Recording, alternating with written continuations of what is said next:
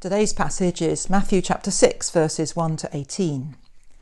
Beware of practicing your piety before others in order to be seen by them. The other day we thought about ostentation and how unattractive it is.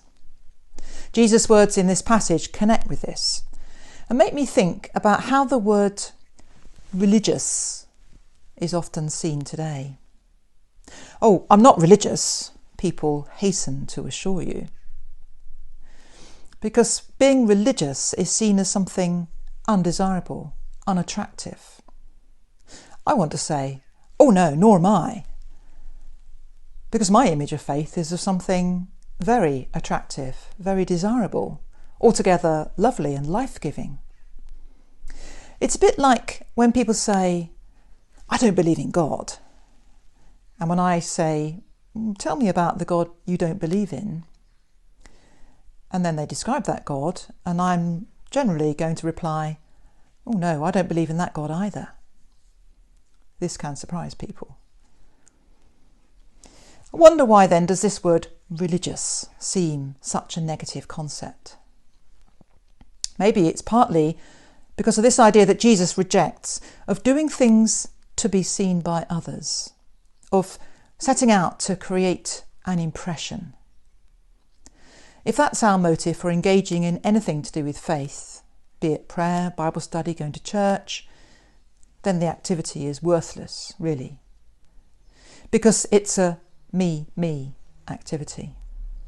That's really the reverse, the opposite of a genuinely religious act, which is a thou thing. No one likes a person who is turned in on themselves, a self-centred person. It's much easier to love a person who is outward focused, warm towards those around them, and who puts others' needs first.